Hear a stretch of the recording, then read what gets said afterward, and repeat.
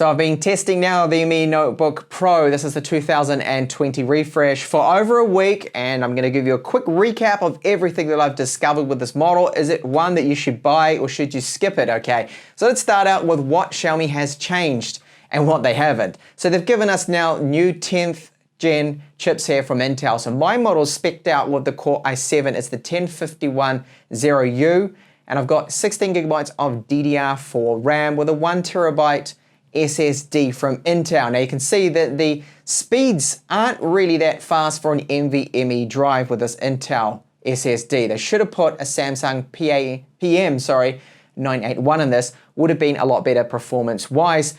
Now what hasn't changed is the weight of this laptop, okay? Wanted to cover that now, that it is 2 kilos, but it's a very well built laptop, all metal, a great keyboard to type on, so good spacing on those keys, even backlight, 1.5 millimeters of travel. We have a touchpad on here, which is also very good. It has a fingerprint reader within it for Windows Hello support, so you can log in just placing your finger above it instead of typing in a password. Now the hinge of this laptop is quite stiff, and no problems with that. That's the furthest it will go back there too as well. And let's talk about the other change, which is the screen. So they've replaced the IPS panel with a much higher quality, better one in this, but it isn't 1440p. I feel they could have added maybe even a touch screen into this, or a high resolution screen. But for an IPS panel, 1080p, it's actually quite a good one, okay? So it's got a color gamut coverage of 99% sRGB, Adobe RGB of 75%, and then NTSC of 70%. Maximum brightness tops out at 280 nits. It's just glass covered, so very reflective. Bear that in mind. You can of course get around that by applying one of those anti-glare matte screen protectors over the top of it, which is good.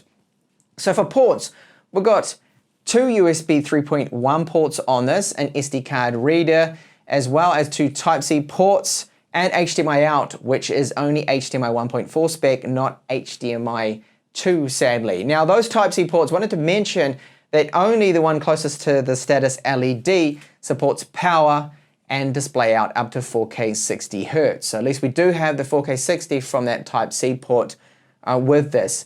Now when we look at the performance, very, very good from that Core i7. So with the power limit set in the BIOS to 25 watts, I'm able to get this Geekbench 4 score, which is really impressive. Geekbench 5 as well, very good for a quad-core laptop. And Firestrike, so you can see that the NVIDIA MX250 that it has with its 2 gigabytes of DDR5 RAM is not a powerhouse for gaming, okay? But you can now overclock it a little. You can see I got a Firestrike score here of 4000. What I did was add 800 megahertz to the memory clock and 100 megahertz to the core clock. That's how I got that boost. So you can see Witcher will actually be playable at 1080p on the lowest setting, but only just scraping over 30 frames per second. And then Shadow of Tomb Raider, again playable in 1080p on the lowest settings, but again only just scraping over 30 frames per second. So those more demanding games, you're going to have to lower down the screen resolution to 720p and not run the native 1080p. So there is a webcam up the top here of the, well, you could say now for 2020, rather large bezels. And here is a sample of it. So what you're looking at right now is the 1 megapixel webcam, 720p. It doesn't seem to have any stutter whatsoever. The microphone quality, that's what you're listening to right now, is actually quite good. So good mics on this laptop, dual array microphones, and a little bit pixelated webcam quality, which I would say is average webcam quality. And while I'm focusing on samples, here's a sample from the downward firing speakers we have on this laptop as well. They are Harman tuned. They do sound quite good.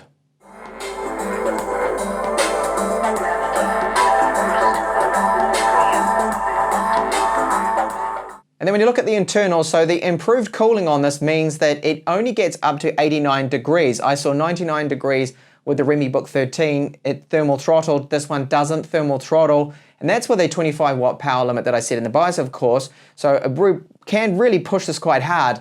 And that means also too that the fan will get a little bit loud with the 25 watts, okay? But then it does ramp down quite quickly. The fan profiles are very good on this.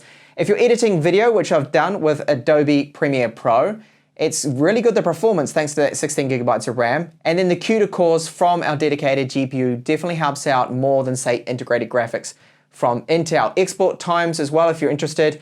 1-minute footage encoded to the 4K YouTube presetting will take about 57 seconds, so under 1 minute. So that is very, very quick there. Now with the internals as well, I wanted to point out that you can add a secondary SSD. That's an NVMe one there. If you weren't happy with the speeds of that Intel drive, then you can put that in the second bay, install yourself, say, a Samsung 970 EVO, which would be a lot quicker. Battery life, so with the 60 watt hours, you're going to get around 7 to 8 hours with Chrome. This is with 3 tabs with 40% brightness. If you increase the brightness, run more tabs, do more demanding work, expect then about 6 to 7 hours. If you're only using a few tabs and a very low brightness, you'll probably be able to squeeze up to 9 to 10 hours out of this, like the original model. So very good battery life there. So all up, this laptop does have some really good performance. It's got a nice screen, improved cooling. So Xiaomi has improved the model, of course, we cannot deny that. But why didn't they do more? I feel they could have given it Thunderbolt 3, which competitors have, of course. They could have given us an option for having a touch screen or a high resolution screen like 1440p. The battery life is okay. The charge time is about 1 hour and 50 minutes, so it is quick with that Type-C charger. And the build quality is excellent. Great keyboard, and we've got a good touchpad as well. The only real thing holding it back is the price maybe. Selling for over $1,000 US. You have to import it, so you're subject to, of course, taxes. Then you've got to remember warranty. If you need to send it back to China for repairs, that's going to be a good month or so to turn that around and get it back. And it does come with Windows 10 in Chinese, so you're going to have to get around that. You either install and do a fresh install, of Windows 10 yourself. Upgrade to Windows 10 Pro is also possible. Then you add an English language pack, which is what I did. So it is a good laptop, a great laptop, I feel. I really do like it. It's just you've got to bear in mind those cons there. Check out your local market as well. And perhaps you can even find a better deal on a 10th gen that's selling locally with local warranty. Thanks so much for watching the review. I hope you did like it. Faster review from me as well. Do subscribe to the channel if you are new for more up and coming videos. Bye for now.